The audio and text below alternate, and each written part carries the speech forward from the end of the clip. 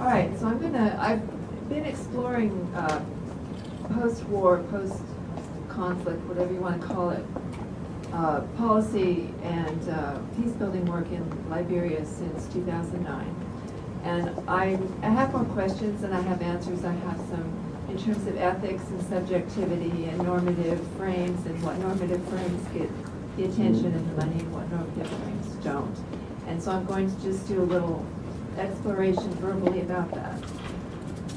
The title of the thing is Reading the Gauge, and I'll explain what that means in a minute. Value, subjectivity, and progress in post-war Liberia. I use the word progress.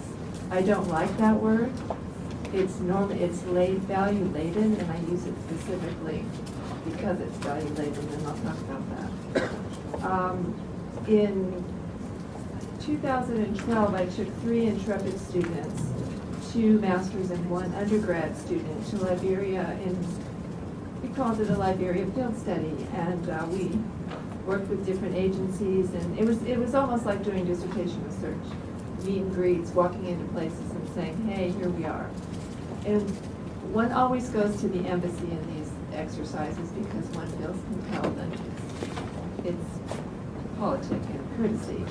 So we went to the U.S. Embassy, and it was the Fortress Embassy now, and talked to one of the folks, one of the political and then the economic liaisons.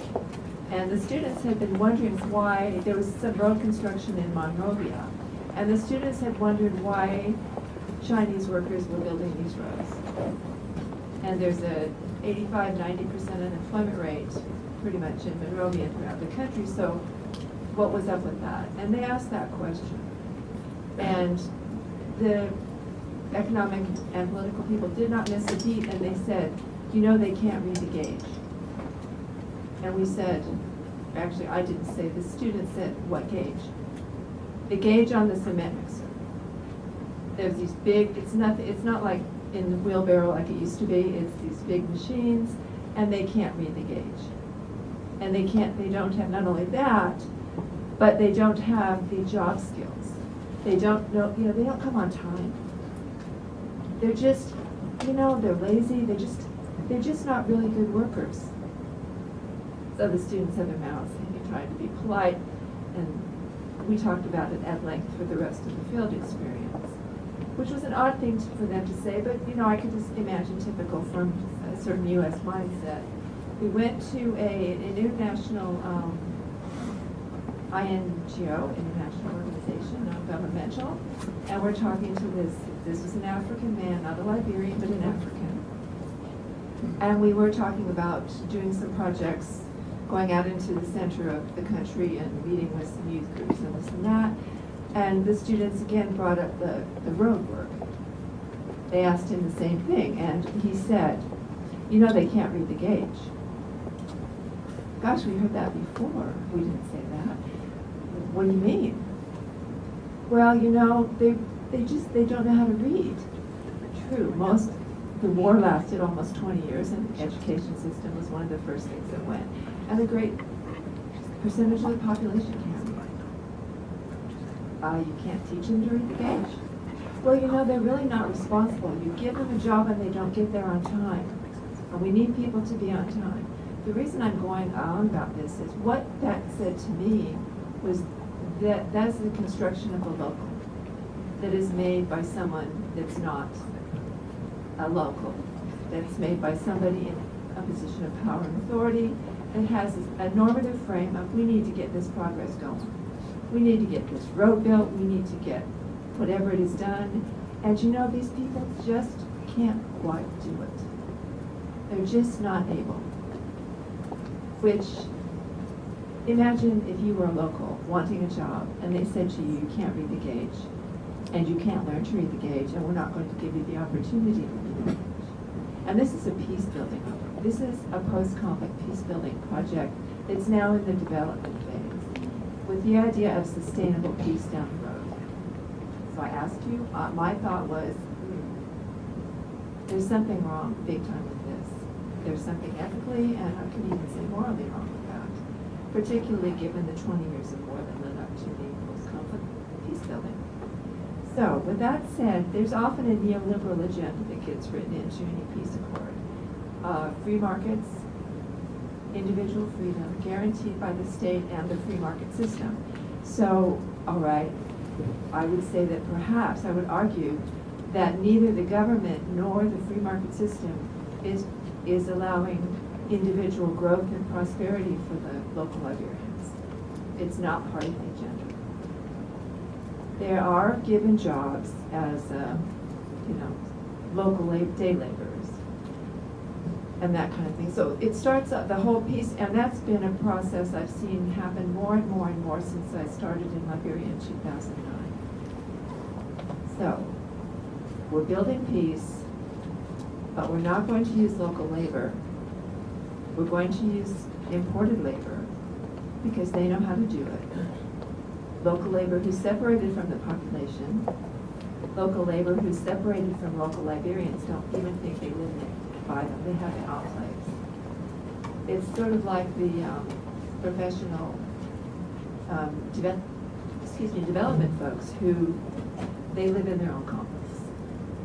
They don't go into town, they don't walk on the streets if they can help it, because it's not safe.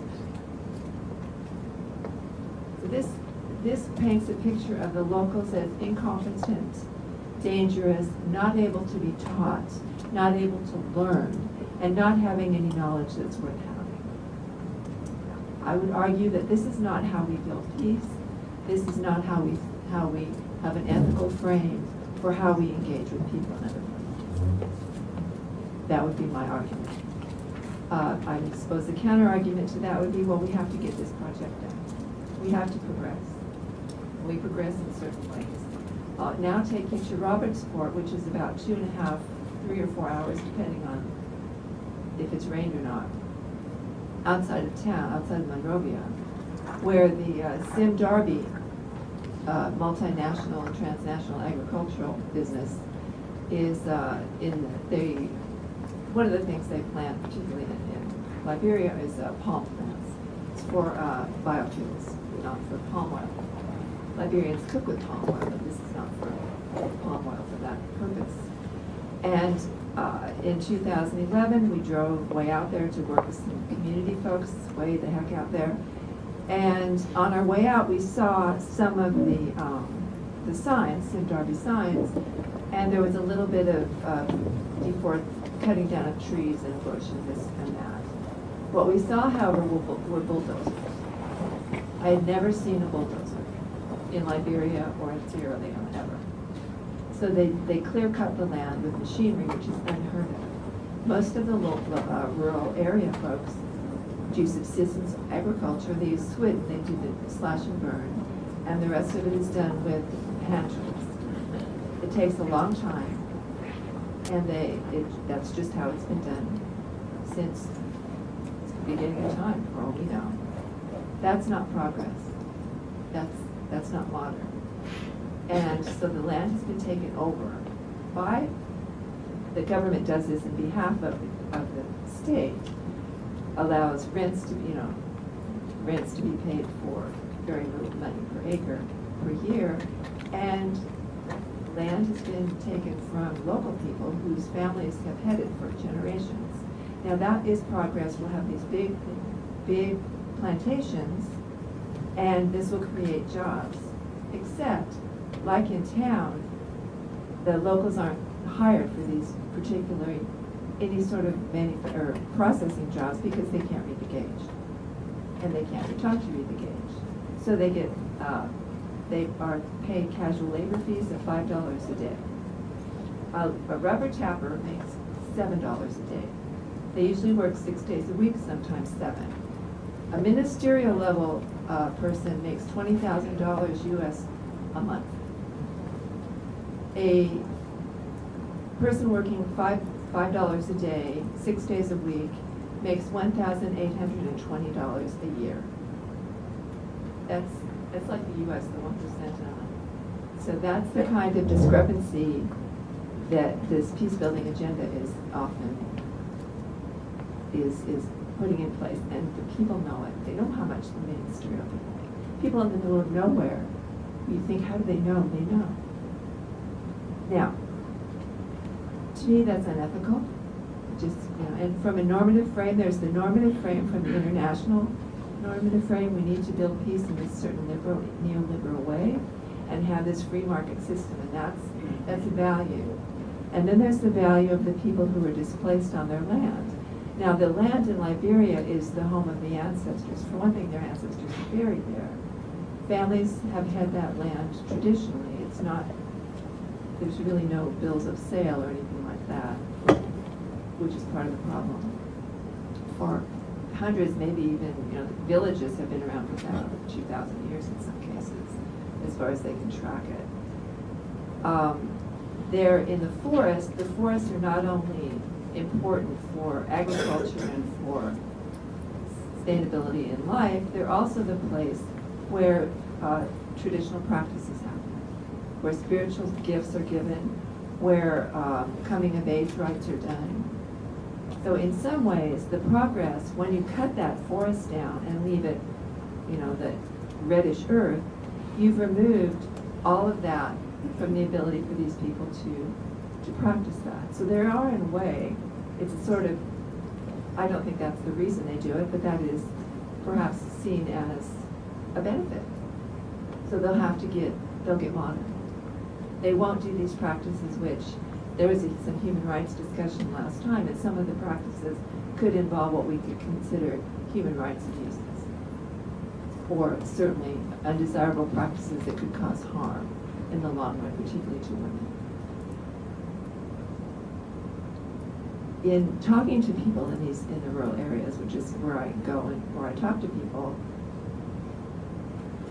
they have gone to the courts and they've gone, but they really have no recourse.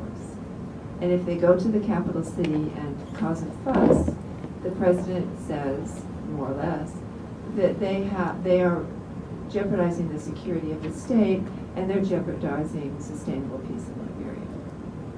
So whose normative values matter and whose normative values don't? And we see this kind of thing in the States as well, in just different form.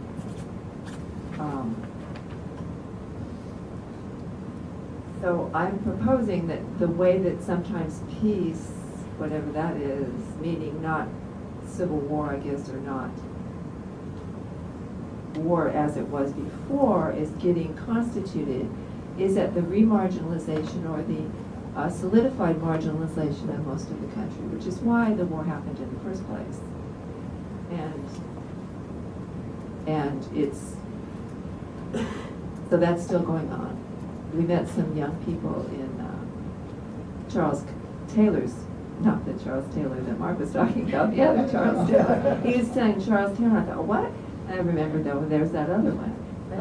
There's that scholar Charles Taylor. This is not the scholar Charles Taylor I'm speaking of now. But in his home area, he, by the way, still sponsors weddings in Monrovia, just so you'll know. He has not been forgotten or totally devalued by the population. They are very much, there was some young men that we met that if there's a group that forms up around that area, I have a real good idea, a couple, 3 of the leaders, and I'll go back and say, hey, how you doing? And they'll tell me. So the point is that we build peace by being unpeaceful in some cases. And that's a normative frame that we're using right now, that we, meaning the international community, of which I suppose we're in part because we're, I don't know, the U.S. has put in a lot of money in Liberia and is really big in this neoliberal thing. So I'm just calling into question the value of the worth of the individual. Is a rural person somehow stupid? No, they have incredible knowledge and incredible insight into what's going on, and they have a real keen idea about politics. So I'm just tossing out, and there's a lot of work, critical peace building studies work going on, and there's some critical development work, which is ongoing, but I would just put that into the ethical values mix, that there's something amiss if people are dealt with in that manner. Thanks.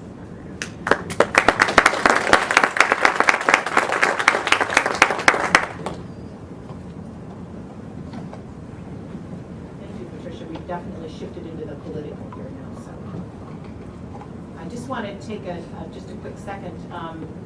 Our new book on sports and peace building and ethics is just out, and it's so new that I don't even have a copy myself yet, so I couldn't bring it to the table. So I just wanted, those of you that are interested in ethics, we deal with some questions on sports and peace building.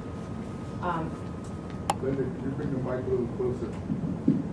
Just right here. Is it better now? Okay. Okay, so my interest in ethics started very young and became stronger during my 20 years in public health before beginning my doctoral work here at SCAR. I am now working in the ethics field full-time and trying to draw links between ethics and conflict resolution. I now run an ethics institute full-time. I want to take a moment to remember and thank Wallace Warfield for his insistence on considering the ethics of everything that we do in conflict resolution work. While I was studying here at SCAR, in his practice classes, I remember many hours of ethics-related discussion. Wallace would ask us many questions about what right do we have to intervene in this conflict? What platform do we have? Are we even qualified to intervene? And why us and not others? I want to begin by defining interventions in two ways. Number one, the intervention which brings about aid and medical supplies after a crisis, and an intervention by an outside party into another sovereign state. I want to further divide this last category into two parts, military and non-military. These lines have become so blurry in recent years, and there is some interesting research going on in these realms. As an aside, for example, Regine Costa's work on what it takes to translate military troops into peacekeeping troops. Her perspective is unique in the fact that she is a Brazilian military officer studying in the peace field. So if interventions are undertaken as being humanitarian, then ethically they should be taken out of an ethic of care, a concern to help, rather than out of any interest in political pressure or interest in domination or territory. The intervention would address some sort of moral concern, such as protecting the welfare of certain groups of people, preventing widespread human rights violations, preventing genocide, or preventing mass expulsion, as Chatterjee and Scheid have noted in their work. Should is the magic word here. And I will focus my talk on this concern that the tide seems to be shifted toward framing interventions within a framework of human rights dialogue without really examining whose human rights are being served or if they are being served at all. Researchers continue to question even the most noble of interventions when examples of military interventions especially do seem to increase the reach of major political powers. As Hannah Arendt noted, there is and continues to be a difference between legitimacy and justifications of our actions before or after the fact. Young adds to this argument a firm distinction between having the right to intervene, and that does not automatically include the right to use force or to force one's will. I find myself in the odd position of quoting Tony Blair here, which I didn't think I would ever do. In his Doctrine on International Community speech, he noted 5 major considerations which should be taken into account prior to any intervention. Are we sure of our case? Have we exhausted all diplomatic options? On the basis of a practical assessment of the situation, are there military options that we can sensibly and prudently undertake? Are we prepared for the long term? And do we have national interests involved? These are all good questions and need to be answered prior to any intervention. As Chris Brown and others have noted, and I agree, while these are all good questions to ask, they already presume that an intervention will be done, and that some wrong needs righting, and that the use of some sort of force to intervene is the correct action. Given the fairly recent history of interventions, the presumption of non-intervention in a sovereign state has weakened in terms of a legitimate argument. Questions about what constitutes a sovereign state have arisen in its place.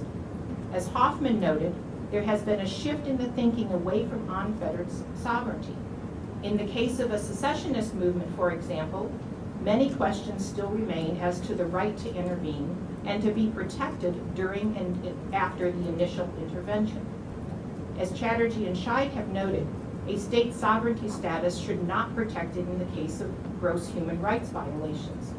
That is, when it brutalizes its own people.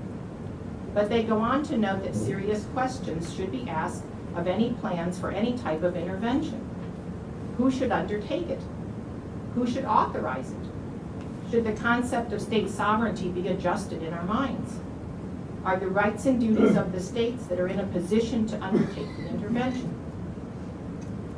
I also want to recognize further changes in our concept of and the narrative around human rights. Hoffman notes that our perception of human rights has shifted in recent years from a concept of states being the subject and the recipient of certain rights and duties to the individuals in those states being the locus of these rights and responsibilities. This shift has completely altered how we look at intervention of any kind. Any individual anywhere can now claim that their human rights have been violated and does not need to wait for the groundswell of support of a recognized group. Tied in with this change is what we now consider domestic and what we consider global. In consideration of the interventions done for the sake of human rights, authors such as Brown stress that we must be consistent and not selective. Recent history has not demonstrated much consistency in these interventions or reasons why anyone intervenes. Recent history has also demonstrated that it is much easier to explain away non-intervention than misguided interventions. There can be a huge difference between right intentions for an intervention and the recognized authority to intervene. Motivations for interventions are complex and need to be recognized and dealt with as such. Even well-intentioned interventions and interventions for the right reasons can get caught up in complex post-conflict scenarios. While I don't agree with everything that Brickmont presents, I do agree with his concern for the increasing number of interventions which are framed under human rights concerns. This change in the dominant discourse toward human rights affects how we view interventions in general. Do these interventions constitute what he refers to as humanitarian imperialism? Do we frame these interventions in terms of human rights for our own benefit rather than for those we are supposed to serve? If we consistently give highest human rights marks to ourselves, is that cause enough to pause and reflect? This discussion reminds me of Rich Rubenstein's questions of conflict resolution professionals being seen as the modern missionaries. Brickman claims that today's political ethic is dominated by this idea of a duty to intervene and an intervention imperative. He goes on to say that if we see the world as a global village, then the idea of minding our own business and not getting involved may seem to start looking reactionary. He later questions whether the human rights imperative is not the modern Trojan horse. Who has the right to designate themselves as the modern human rights champion? And who has the right to throw the first stone at perceived human rights abuses? I conclude with this idea that we need to advance better criteria for interventions which can supplement and support the work of international law. These criteria would look more closely at the four ethical concerns of what constitutes and satisfies the common good, individual rights, justice, and self-interest, as well as have checks and balances for determining whether an intervention is even required, and if it is, help determine the proper intervention process. As noted by Blake and others, I do think it is possible to intervene with a full understanding of the issues raised without abandoning our moral commitments to the international realm.